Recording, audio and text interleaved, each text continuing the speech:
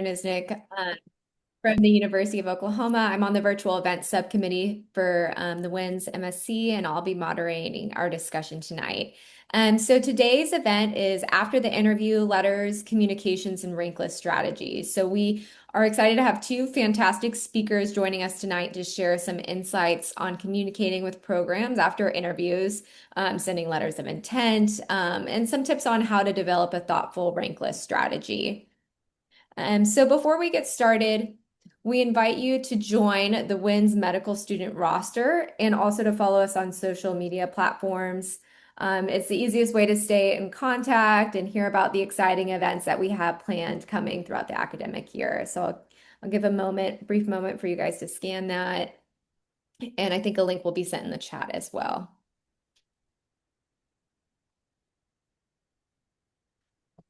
All right. So here's a quick overview of tonight's agenda. So first, we're going to start with a welcome and speaker introductions. Then we have some preset discussion questions that we'll ask our panelists before we open for an audience Q&A. So for this part, please send any questions that come up now or at any time during the discussion to Guldamla Kalender. If you can direct message those, we'll incorporate them into our Q&A session, and then we'll wrap up with some closing remarks and announcements. So we're thrilled to announce our first speaker, Dr. Jonathan Grossberg, who's board-certified neurosurgeon, received both his medical degree and residency training from Brown University, and then fellowship training in open cerebrovascular and endovascular neurosurgery at Emory University Hospital. He is the neurosurgery residency program director and professor of neurosurgery at Emory, and specializes in cerebrovascular and endovascular neurosurgery. Thank you, Dr. Grossberg, for being with us here tonight and for sharing your insights with the audience. If you want to pop in and say hello really quick. Yeah, thanks for having me. I'm really excited to see so many people on this call. It's great. And hi, Stacy. How are you? Doing great. And then we're thrilled to introduce our next speaker, Dr. Stacy Quintero Wolf, who's the residency program director and chair of the Department of Neurosurgery and professor of neurologic surgery at Wake Forest University School of Medicine. She is also board certified neurosurgeon specializing in cerebrovascular and neurointerventional care with expertise in the treatment of stroke, aneurysms, AVMs, and other neurovascular conditions. She completed her MD at the University of Missouri, Kansas City, and fellowship training at the training in cerebrovascular, skull base, and endovascular neurosurgery at Miami. We are so happy to have both of you here with us today. Dr. Wolf, if you want to say a brief hello before we get into our first question. Absolutely. Well, thanks for having me. I apologize. I lost my professional Wake Forest background. I don't know where it went. So instead, I brought you to the beautiful North Carolina so you can all stare at this beautiful sky and mountains that I am not looking at because I'm in my scrubs as well as Dr. Grossberg. You got two vascular neurosurgeons. And what else do we have to do on a Thursday night but be in the OR? So there you have it. There you go. So the real life of a neurosurgeon, I guess. So for our first question, what can and should applicants do to stay in touch with programs after interviewing? So not limited to thank you notes, emails, other messages to program leadership or residents. Dr. Wolf, if you want to go ahead and start. Sure. I don't think that there's any hard and fast rules with this. I think it is nice if a person really likes your program and they want to send something that is personalized to why they like your particular program. If that's of interest, it's always helpful to me because it gives me permission to be able to respond back to them. And so if there are questions, I can help to follow up on those. If they've emailed me, it just gives me an easy way to, get back to them and say, hey, we really thought highly of you, and gives me that ability later on in the application process and such. So I think that's always nice. I would say one thing you should definitely not do is send out a form letter to every person on the faculty and then every person at Dr. Grossberg's place as well, because I tell you what, we all talk, we know what's going on. And so, something that could be really helpful and valuable and special because you've personalized it as to XYZ, what you took away, really becomes a drawback if it's, one of these neurosurgeons don't love form letters. I don't know. This is my thought, but I'll let Dr. Grossberg tell me if I'm right or not. I agree completely with Stacy. And you don't know. So my predecessor as program director, who's the chair at UNC now, every time he got a thank you note, he actually would forward it to the entire faculty. And a couple times a year, we would all have the same thank you note that we realized that we had gotten. I think it's polite to write a thank you email in this day and age. Sorry, we don't get handwritten notes. Maybe to the chair and or program director. And then I think, like Dr. Wolf said, anybody you made a connection with, I would say, or where you can kind of get a dialogue going. So if it's somebody about research, or you have an interest in global neurosurgery and there's, a peds attending who goes abroad, or actually residents too, I think it's not a bad way to stay in touch and get questions answered. And, we like to, hear that dialogue. And I often find when we get to rank lists, like some resident will pipe up and be like, oh yeah, I've been talking to that person like every 3 days for the last 4 weeks. They've been asking all kinds of questions about Atlanta and Emory. And I mean, that really helps, I think, a lot to know that someone's interested. Okay, yeah, that brings up sort of like a follow-up question that I have. A lot of times when you're going on interviews, you'll hear the residents in particular say something like, just make sure to stay in touch. So if that's sort of the last thing that's left, would you recommend staying in touch with residents versus program directors? Is there any, I guess strategy or preference in who you're keeping in contact with? I think basically what Dr. Wolf said is if somebody if you have something substantive to say, not a form letter, I think that's a good way to do it. So something you talked about on your interview, I mean, I think the program director, and then I think the residents are really easy. I mean, it's low hanging fruit, right? You can probably, I mean, I remember being a medical student, it's a lot easier to text a resident and, just to, talk about nothing rather than, having to come up with a formal letter for a program director. And there's always something to say and something to learn, with the residents. The program director, like I said, is good because that gives it gives a permission, if you will, for the program director to keep in contact with you. But it's very meaningful to a lot of my faculty. They get very excited, like, oh, this person, was really interested in what we talked about, and they got back to me. Whereas a program director, let's be honest, I'm going to get a thank you letter from not everybody, surprisingly enough, but the vast majority of folks. And when I don't get a letter or a note from somebody, it is a little bit of a signal, like, okay, that person's just not as interested. But I think reaching out to specific faculty is something that can be very, very helpful. And most places, all the faculty is in the room when you're kind of finalizing that rank list. And they pipe up, they really do. They're like, oh, I remember this person. And you have to think, you got to have your thing. Like, what are you standing out for?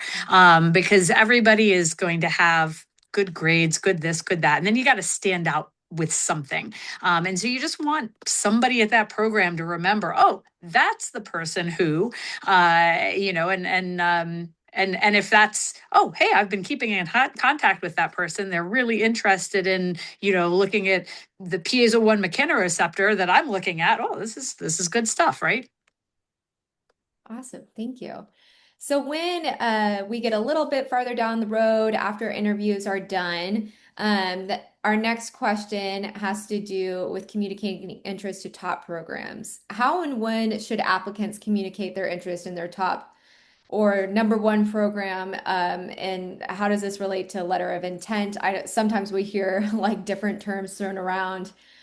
So I don't know if they mean different things to you, but Dr. Grossberg, do you want to start with this one?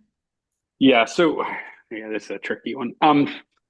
So, and it is a little bit controversial, so sorry, you probably put me on here because I'm way too honest. To some people, this means a lot. Like there's some programs out there that really want you to write them and say, hey, I'm going to rank you number one. I would say in the majority, and I'm curious what Stacy has to say, programs I don't think really think too much into it.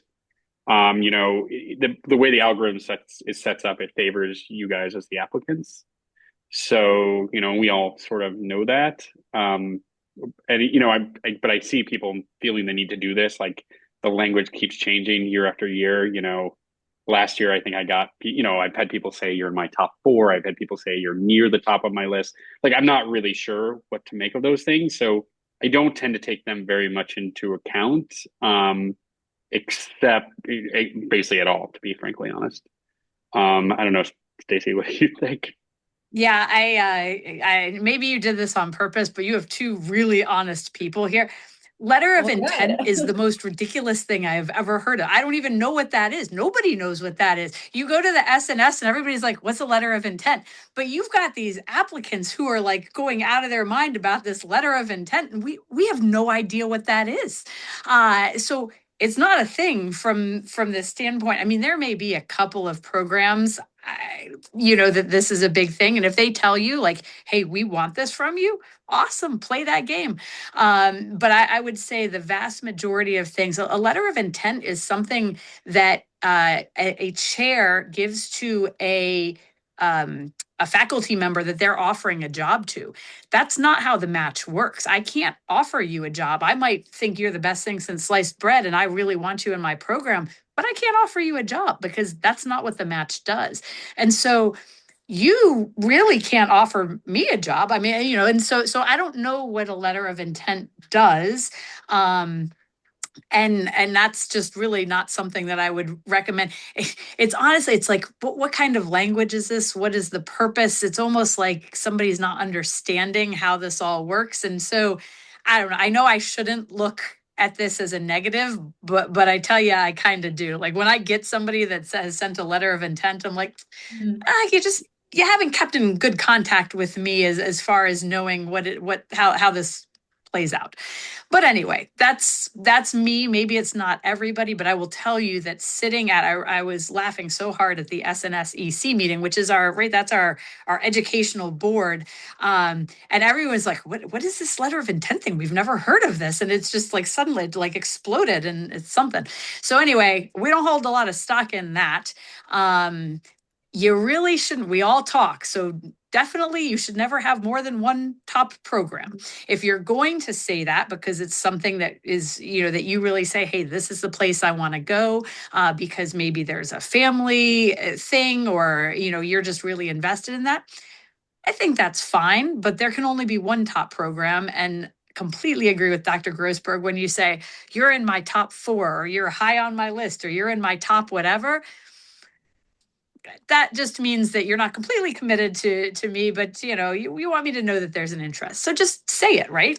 Just tell me, hey, I have a significant interest, but I'm open to go in a lot of places.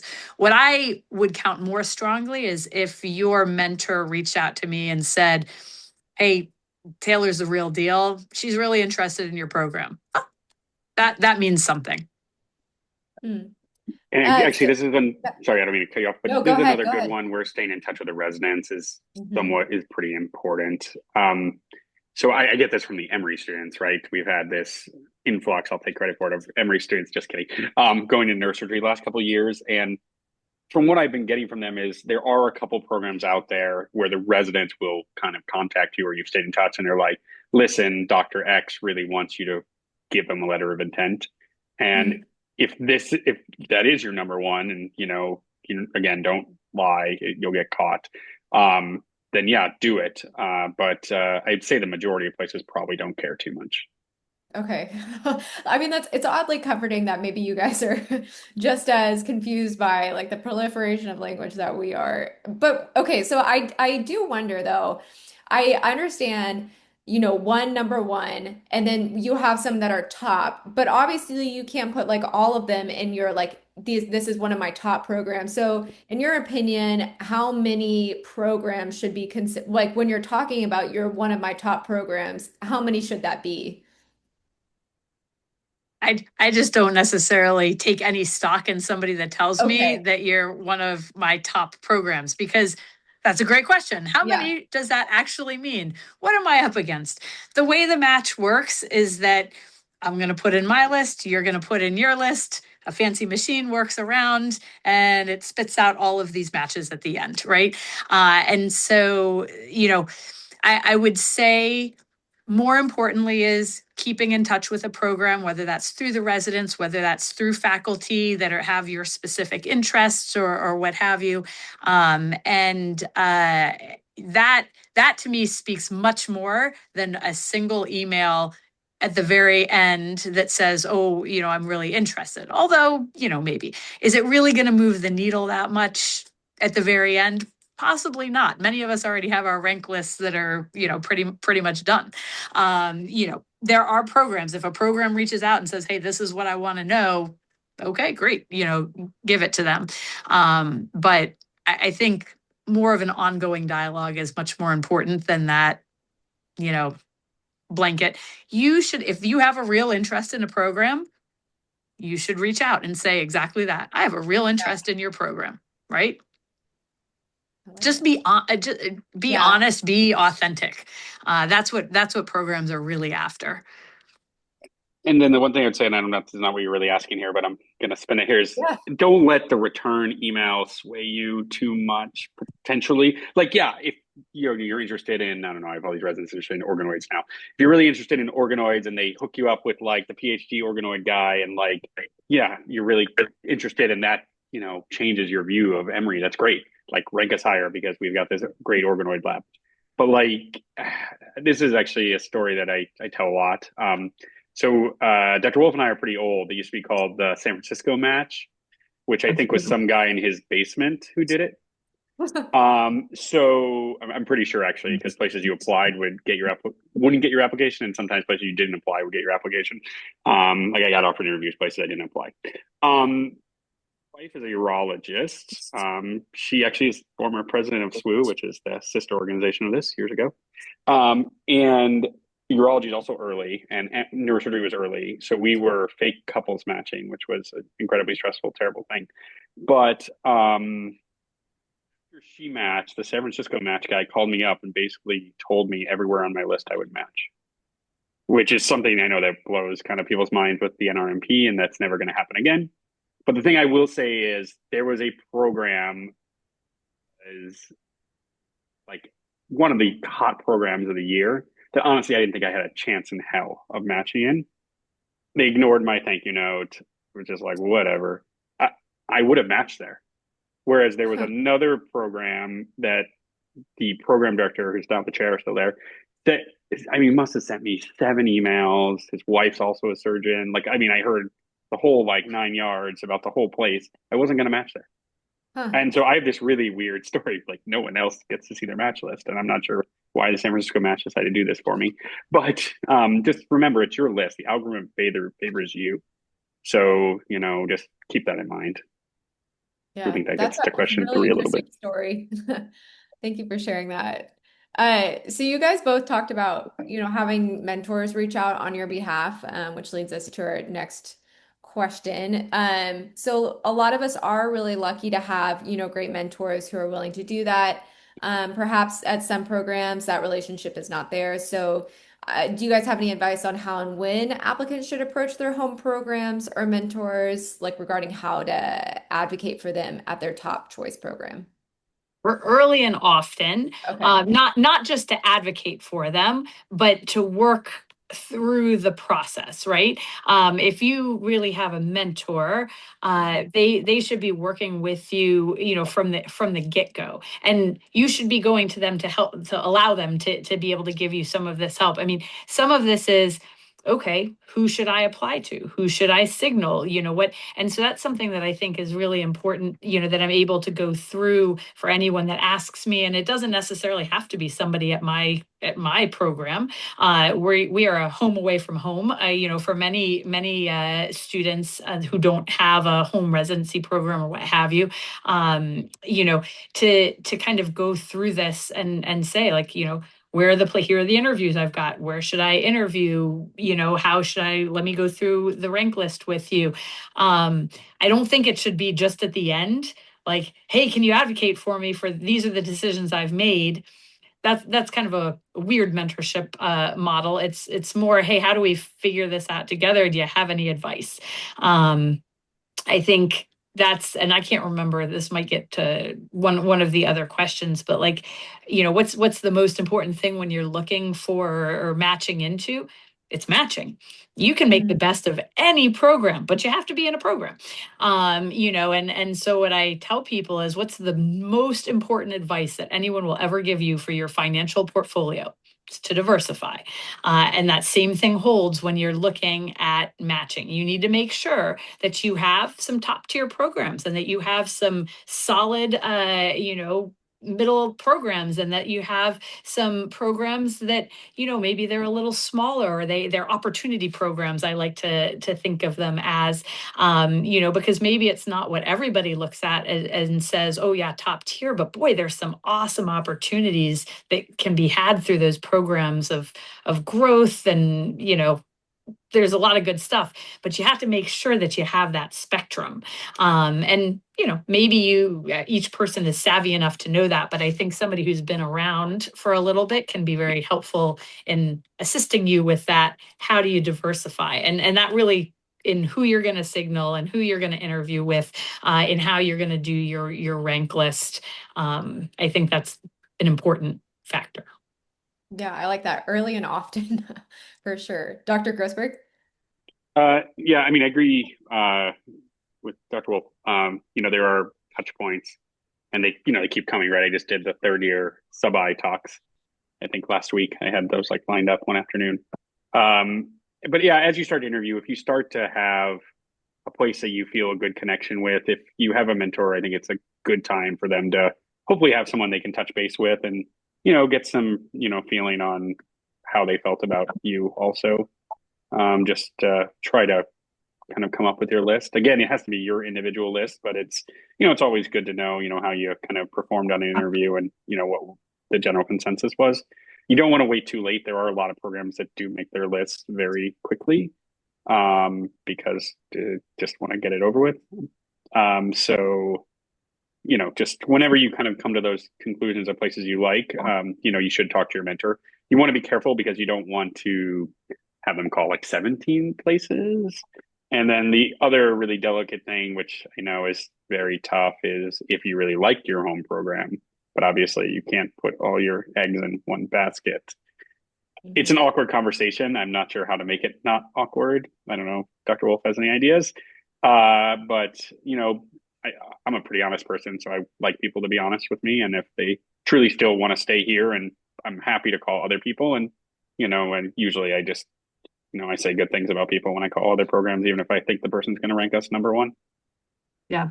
I tell, my students to give me their top three, because I don't have time to be calling that many other people. But if they come to me, and not everybody takes me up on it, but the people that come to me early, and even ask like, hey, these are the places I'm thinking of doing sub-Is. What do you think?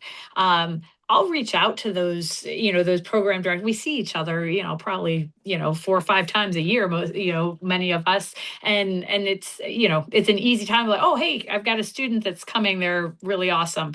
And then, they've heard it once and they're a little bit more tuned in, like, oh, hey, that's the person that Stacy recommended. And so when they do really well in their sub-I, it's just one more notch of or recognition. And so I think that that's something that's helpful, because it's not always the call and reaching out, but sometimes it's when you're walking down the hall at the AANS or the CNS, right? Because that's always happening, right around the time that interviews start, or getting chosen and that kind of thing. So just food for thought. If anything, they always said the world of neurosurgery was small, but I don't think I realized how tiny it actually was until the season. But really quick, I had a question that came to my mind, Dr. Grossberg, when you were talking about like there are different timelines for when programs finalize their rank list. So just like when you say early, what is like maybe the earliest you've heard of? Mine's done. Okay. There you Yeah, go. we make a prelim rank list after the interview. We do this crazy weekend thing. If things do get changed and communication gets put out there, but we meet again later. But we're pretty quick to kind of get things going because we want to give you guys the best evaluation we can. And we think that when we just met you is the best time to remember people. Yeah. If you wait too long, it starts getting, and most people will, again, it is the same thing. Like there might be some communication that happens and people might move up or down a couple of spots or what have you.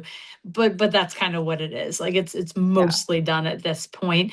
Now there's some places though that interview much later, right? And they interview into January and February. Theirs are not done yet. And so again, I think it's helpful, mentors will kind of know and have an idea of the schedule of different programs. And that's why reaching out early as people are going on their interviews or going on their sub-Is is really helpful, and not just right at the very end.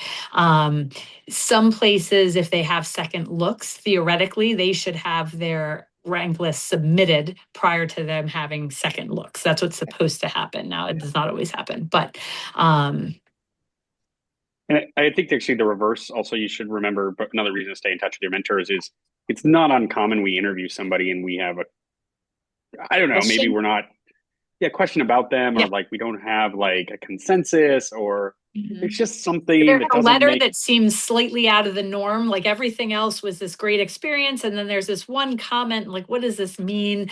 Yeah, we do that all the time. We're like, hey, we're gonna call this person. Let me call this person. Who do you know with that program? Okay, let me call them and see. But especially like the program director or the research mentor, those are the people that we usually go straight to. Like there was an applicant that we were going through interviews who it was a really weird letter, but a couple of those, you've seen those boxes. I assume you guys have all seen the SNS form letter. I don't know what that term is for. It's Daisy. I'm sorry. What the standardized letter of evaluation, which is great. And I think actually people are becoming very honest, frankly, on how they're filling those out. But I recently saw a student who had really good top box, which honestly a lot of people look at, but then like you got down to like honesty and one of the and integrity, and all of a sudden like there were these weird boxes that weren't there. And and like they said, I bumped into the program director. Actually, I was sitting next to them on some panel at CNS. And I was like, as we were walking out the door after some vascular session, I was like, hey, can I ask you something about this letter? I was just going through applications, and he told me some story that made it so that I didn't really want to interview this person, as I didn't think they'd be a good fit for our program. But yeah, I mean, that does happen a lot. So if you're in touch with your mentors and they know what you're looking for and kind of what kind of program you want, I mean, they can advocate well for you when, the person from random place calls. Yeah. And just another reminder to all the applicants to also be honest as you're going, because like, yeah, you guys do talk, like you see each other all the time. So it's not a complete black box. So our final question has to do with the rank list. So when applicants are finalizing their rank list, what factors do you think carry the most weight for long-term success in neurosurgery training? And I know everyone is different, but maybe perhaps you could touch on some things that people tend to not think about, or maybe even think about too much. You want to start with this one? I told you the most important factor is that you match somewhere, right? That is everything else you can work with, but you got to match somewhere. And so are you talking about like what things we're looking for in applicants, or are you talking about like what things the applicants should be looking for in a program? I think ideally from the applicant's perspective of making the rank list. Yeah. Yeah, so I actually feel very similar, Dr. Wolf. I mean, I think 90% of programs plus are going to train you well, and if you can get the job you want, if you do a good job at those places. I mean, I'm pretty simplistic, and this is what I just told the third years about sub-Is. I mean, go to places that you want to live and places where you think you fit into their culture. Because if you're happy for 7 years, you're more likely to be productive, whether it be in the OR or in the lab or, educationally or, whatever you want to do with your career.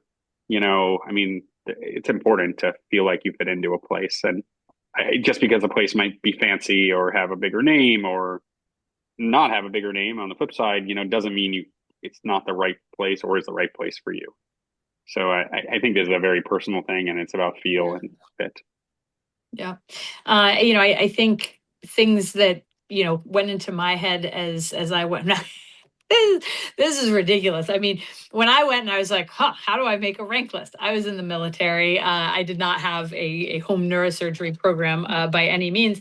And so I went at it from, well, if they have a big football program, they probably have a pretty big neurosurgery program. So that's how I started with my where do I go and interview, and I ended up in Miami, and it was true on both counts. But I would say that there's probably more to it than just that. I think you should think about what kind of a learner are you, right? Are you somebody who really thrives in a team environment, in which case a place that has more than one a year might be a little bit easier for you. Are you somebody who just likes to grab the bull by the horns and get it done? And sometimes more of a one a year place, a smaller program where you're in the OR, from stem to stern, that might be better for you. I think, are you somebody that likes to grow something and leave something bigger and better than when you found it? A smaller program where you can have an impact is something that's really exciting. And other people say, hey, I need something with a really big name, established labs. This is what I've been doing. This is what I want to go into. So there's some of that. But even within different types of and sizes of programs, there is very much of a culture, and you just have to figure out what is it that you like. How do you learn and function the best? And then wherever you match, it doesn't matter. You're gonna make the most of it, and leave your mark on wherever you go and make it better for all of those around you. So Awesome. I love that perspective. Dr. Grossberg, anything else to add before we move to our Q&A? No, I think Stacey covered it really great there. I think it really is personalized, and Yeah. and it's another thing to talk to your mentor about. Figure out kind of the type of place you think you'll thrive. Yeah. And I mean, personally, I think sub-Is are also really helpful for that. You just like growing up, in your neurosurgery program, all you really know is that program. And so I think that's a really good opportunity to, at least in my personal experience, to know maybe what are things that are important to you when you're looking at ranking your programs. yeah, it's the same thing I tell people: diversify, right? Yeah. Don't go to a smaller program, go to a Mhm. larger program, get some city, get some, rural, Yeah. get a broad experience so you can figure out what do I love the most. Yeah. Love it. All right, so now we're going to open it up to our audience Q&A.